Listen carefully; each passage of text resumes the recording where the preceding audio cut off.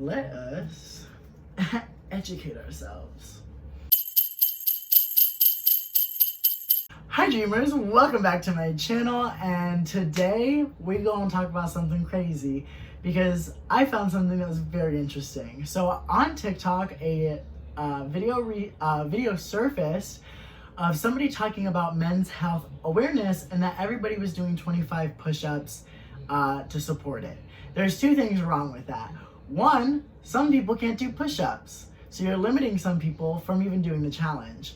Two, working out is a treatment to mental health awareness.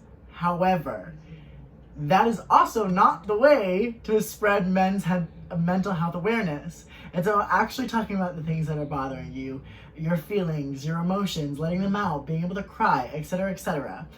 And I also saw a video today of a gay man speaking upon his stereotype of, has anybody played football as a gay man, to break the stereotype, acting as if the regular stereotype of gay men is feminine. So that is what I'm speaking on today, is toxic masculinity. Now, I think it's a very fun and interesting topic because it's very in-depth, it's very layered, there's so many things that go along with it, so bear with me. I'm gonna try and talk as fast as I can. I don't wanna make this video too long because I wanna make it educational and inspirational.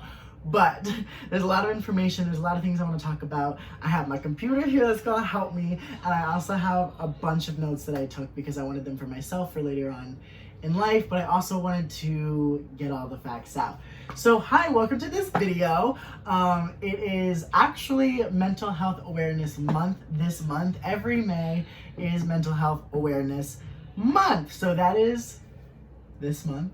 But toxic masculinity has a couple definitions, but this is kind of the common thread. So toxic masculinity refers to certain cultural norms that are associated with harm to society and to men themselves. I also have a second definition here that it is defined as the adherence to traditional male gender roles that consequently stigmatizes and limits the emotions boys and men may comfortably express while elevating other emotions such as anger. So some traits about being a toxic masculine man include just trying to be socially dominant, which also include being greedy, misogynistic, homophobic, being violently dominant, as well as trying to just compete. As toxic masculine men, they are more self-reliant and emotionally repressed, which leads to more depression, added stress, and increased substance abuse. Now, we're going to take a step back and we are going to go to some of where this term comes from. So toxic masculinity was part of the mythopoetic movement. Now that movement was to get men to take workshops and therapeutic sessions and go on retreats that would help better them as men and have a deep masculinity, which is what they refer to as those better traits or the good traits. So this movement, it started in the 1980s and 1990s because there was a second wave of feminism going on. In political posters, that's when Rosie the Riveter showed up, and all of that was going on, and it challenged men's masculinity, and they were scared because of that. So increased violence and everything among men was starting to increase. And it was a battle between men and women, and it's a competition. And for some men out there, that is still what it is. And so I am trying to educate and tell you that we need to become better people, because it's not just black and white. It's not just men have the right or women have the right. Men and women should have equal rights. That's just how it should be. But that's just a whole nother subset that we're not going to go into because I don't want to get political, but that's obviously what should be happening. So basically this movement was also described as the New Age men's movement. It's all about personal growth for the participants. It's about being that deep masculine self, because they saw it as men had lost their deep masculine identity or even their inner self. So they are trying to better help men. Now, that doesn't go on as much anymore with therapeutic workshops and things like that. You can find them, but there's also a mankind movement that's also going on that's not as well known, but it is all about being a better man, being a better self. And by being a better man, I don't mean like, you know, not being a real man, which we're gonna get into. It just means to have better understanding of what you're saying, what you're doing, making sure that those things that we describe, greed, misogynistic, homophobic, that we're not doing those things. We just want to be accepting, loving people. So let's move on to some of the things that are kind of pulling out these traits. One of them is American prisons. Now, American prisons are very masculine. They're very dominant. They're very competitive. And we're talking about inside these prisons, people are being punished and they're being beat up and bullied because they see femininity as a weakness. They talk about their feelings as being a weakness. You have to be competitive in these situations, so to get out of these prisons, you can survive. Now, the people that come out of the American prison system are kind of continuing this idea of that. That's just one big continuation because there's a lot of people and a lot of prisons, and that's also building up. So another thing is this boys will be boys mentality inside of American homes. Now, you have a lot of learned behavior. Even myself, I've learned a lot of things in my household of forcing, being mean, being aggressive, competing, being dominant, being a man's man, being the real man, not talking about my feelings, crying, etc., etc. All of that is learned behavior, and it's almost a generational curse of everybody is just learning this stuff, and it's not good. We need to break that stigma. Hashtag break the stigma, which is a actual hashtag on Twitter during Mental Health Awareness Month. You can tweet out your stories, and yeah. So we want to break that stigma of just boys will be boys. We can't have that. We need to call something out when you see something, because that's not okay. Now, I want to read this because this is kind of a crazy statement. The American Psychological Association has warned that traditional masculinity ideology is associated with negative effects on mental and physical health. Men who adhere to a traditionally masculine cultural norm, such as risk-taking, violence, dominance, primacy of work, need for emotional control, desire to win, and pursuit of social status, tend to be more likely to experience psychological problems such as depression, stress, body image problems, substance abuse, and poor social functioning. The effect tends to be stronger in men who also emphasize toxic masculine norms such as self-reliance, seeking power over women. I apologize because they're screaming about Outer Banks and it's stressing me out. That's why I'm trying to be louder and more aggressive, but also because the people in the back of the bus and the back of the establishments need to hear this. So such as self-reliance, seeking power over women, and sexual promiscuity or playboy behavior. Now, that all has a lot of power to it, behind it, and obviously describes a lot of what toxic masculinity is. So now, we also do have a lot of societal cultural pressures, and that comes from a lot of different places. Obviously, men themselves are very, very much to blame. And we're talking about manly men, real men, people who are very homophobic or also very against feminine men, which we're also going to get into. But these cultural pressures for men to be stoic and self-reliant can also have a lot of health effects, such as literally shortening men's lives, skin cancer, and because of this, the trophy hunting sexual behavior that toxic men have can increase HIV and STDs. Now, I want to go through all of these statistics because they need to be heard. So the U.S. male population is 15.2 million. Males affected by depression every year are 6 million. Now, men's depression often goes undiagnosed, and obviously men are more likely to resort to fatigue, irritability, loss of interest in work or hobbies, rather than sadness or worthlessness. And what that also means is that we're not expressing our emotions, we're not becoming sad, because that's just a part of life, is we have to be sad at some points to go through the motions to express our depression and to get back into having those hobbies, going back into work, being self-confident, and all of that. So 3 million men have panic disorders, agoraphobia, or any other phobia. 2.3 million people each year are diagnosed with bipolar disorder, and that is both equal in men and women. 90% of people who are diagnosed with schizophrenia by age of 30 are men.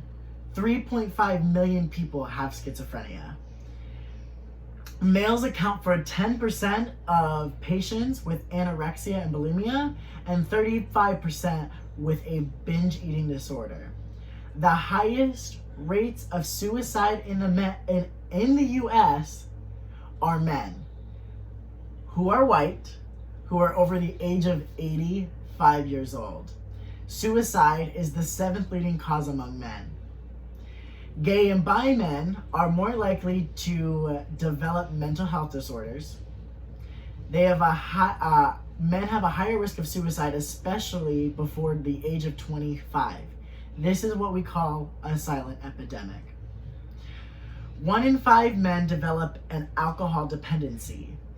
Homosexuals over heterosexuals are more likely to develop an addiction to substances.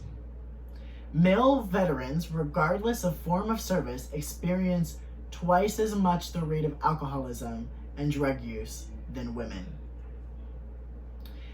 Talking, crying about our emotions, about our feelings, is seen as a weakness, and it's seen as inferior. This is leading to a lot of health problems. It's also leading to a lot of deaths and misdiagnosed illnesses, and we can do better as a society. We can make sure that we stop pretending like our working out is the only form of treatment. It's the only form of what we can do to support men's health. Start speaking up. Start talking about your stories. Just because men speak up doesn't mean women aren't speaking up enough. Now, I know it's interesting to say that, but I think that some men probably think because women often talk about these things, women often talk about more of their body image, more of beauty standards, and we're not talking about that as much, it can seem that we are dimming their light. That is the exact opposite of what we're doing. Men and women should have equal rights. They should have equal rights in all aspects. In the right to talk about their emotions, the right to cry, which seems like a weird concept to talk about because it's not a right to cry. It's not said in the constitutional amendments, but it's the book of principles. You know, we have to have equality in that sense. So we as men are often told to man up. And we often start saying something and then somebody else will say, well, that sucks, and completely move on. We have to stop doing that because it invalidates men's emotions, okay? And we have to validate them because otherwise death rates are going to go up, suicide, diagnosis is going to go up. And we're in 2020 where we need to start accepting a lot more broader scale than just black and white. There's a lot of in between that we need to start accepting. 10 million people in their lifetime who are men will experience an eating disorder. Okay, this is important, so listen up. Men who are more feminine, more agreeable in that sense, more calm, make 18% less in income than more masculine men. And get this, they are less likely to have managerial positions. So we are talking about some crazy stuff because I didn't know this statistic, and that's why I did my research. I literally looked up what I wanted to know, and I got some interesting facts that are just beyond sad. We're talking about not just gay men, not just bi men, but those straight men who are more metrosexual, who prefer Lady Gaga over sports, who prefer all those things, and they are unseen, they are unheard, and this statistic is unheard. So again, we need to start talking about our emotions. We need to start accepting the fact that some people don't want to play sports, that they want to be in musical theater. We need to accept the fact that there are all broad sides of the spectrum, and that's okay. What's not okay is accepting the fact that toxic masculinity is okay, because it's just not. We need to stop pretending like the things that we are doing are working, because competing, socially dominant men, people who decide to thirst trap people all the time is a very scary issue. Now I want to talk about this article as well, which says that women, congratulations, prefer masculine men only for a short-term fling. Still a little interesting, but for marriage, they much prefer a more calm, talks about emotions, crying, spectrum kind of man. And I'm not going to put that category under feminine men. Feminine and masculine men can both show their emotions. They can be nice people. They can be agreeable. They can be all of these things. Masculine and feminine are two very, very broad terms that hold very specific traits. That is so wrong, and I'll tell you why. I have a deeper voice in the morning and at night. That is seen as more masculine. During the day, when I get excited about things, my voice goes higher. I have a very feminine voice.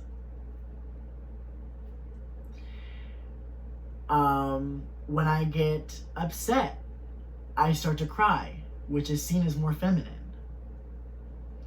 But I also really do like playing sports. I love working out. That's seen as more masculine. But you can see how these things can be construed, and you can see how these things can be dangerous to put under categories, because you're pushed into a social standard of being a perfect man, a real man. And there's a lot of companies out there that still push this. I've seen Calvin Klein. They put out an amazing post about or a campaign of gay and bisexual men and women and non-binary and all of that on their website. And they showed people of color, and they finally showed people who were not just thin, that did not have six-pack abs. And I think that also is a very, very big thing. So to go back, women base men who they would like to date or marry off of their own personal circumstances. So women who perceived themselves as ugly had a middleman average standard that they would like to be with, because they think that they're not worthy enough, which is very, very sad, but it's a very real statistic. Women who see themselves as very pretty often see masculine faces as a more traditional way of going, but the average in this statistic liked men who had faces that looked a little bit of a mixture of both. We need to break the standard that masculine and femininity are mutually exclusive and opposite, because like I said, it's very dangerous to put things in categories, and it's just not that way. I love action and romantic comedy movies. I have a masculine and feminine voice. I love working out. I love sports, but I also like to eat. I am a lot of different things about every part of the spectrum, and I know I'm not the only one. And I know I'm also not the only, women or man, gay, bi, black, white men to think this. And we all have different headspaces in our mind of women are this one way who are very feminine people, and men should be this completely opposite masculine man. And in reality, a lot of women like the middleman for femininity and still that calmness, but can also take control at some points of doing these things. But again, it also goes back to men can't do the dishes, men don't take out the trash, women do all of the chores. But if men pick up the chores, they suddenly are called inferior, they're weak, because the women should be picking up those chores. Men and women can have jobs. Men and women can pick up the chores. Men and women can be in the military. Men and women can do anything that they please. Because it's not just black and white. If it's a very case-by-case scenario in the terms of marriage, of whether you want the man or woman to take out the trash. If you guys have boundaries where you're like, the guy's like, I hate the trash, but I'll do the dishes, and the woman is completely opposite, that's fine. Nobody should be judging you for that, nor should you have to explain that to anyone. I'm going a little bit off topic, so let me go back. In 2015, 1 in every 5 hate crimes was based on someone's sexuality. 84% of men said that they felt a pressure to have a good body. 1%. The statistic that says that men felt very happy with their appearance that were gay.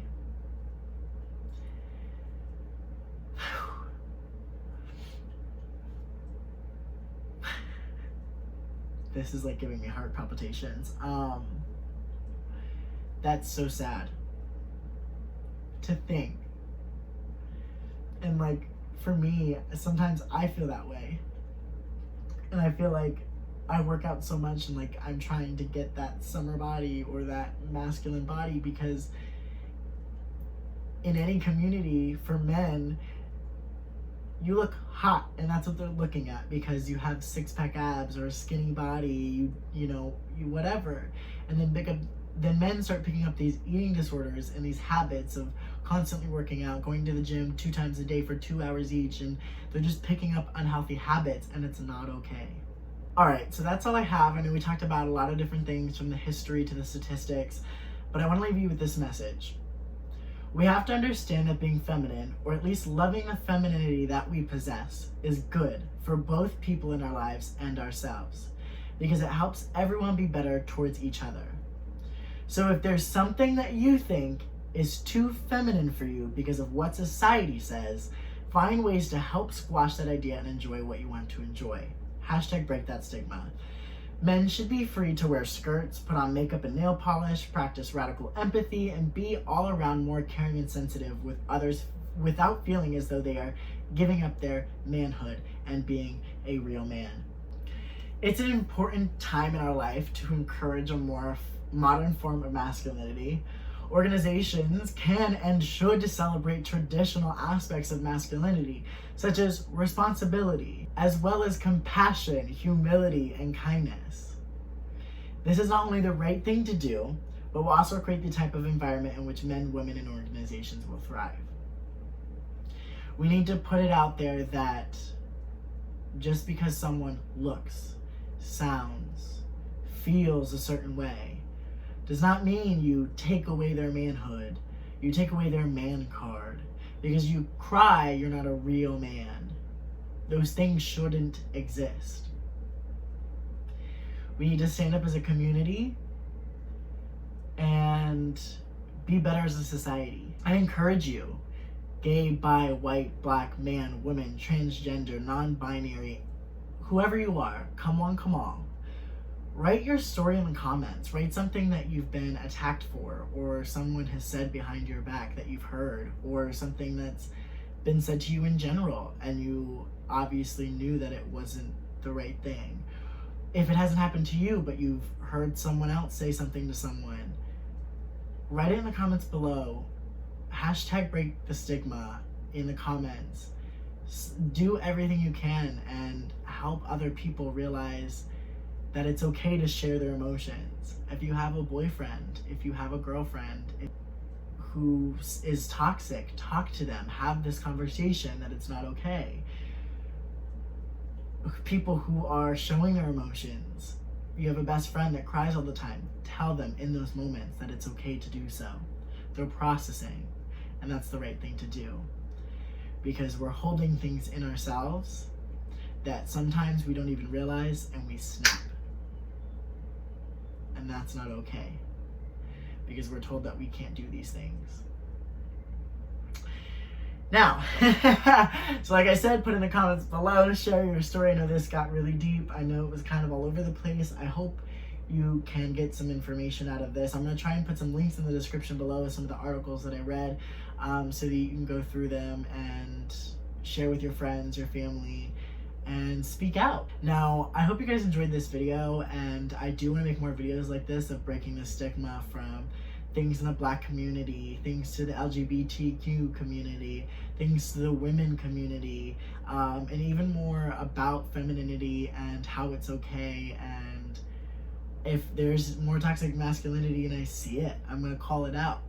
And there's a lot of important information and a lot of relevant articles on this, unfortunately, and we just need to do our research and educate and inspire, and that's what we can do, is sharing our story. So thank you guys so much.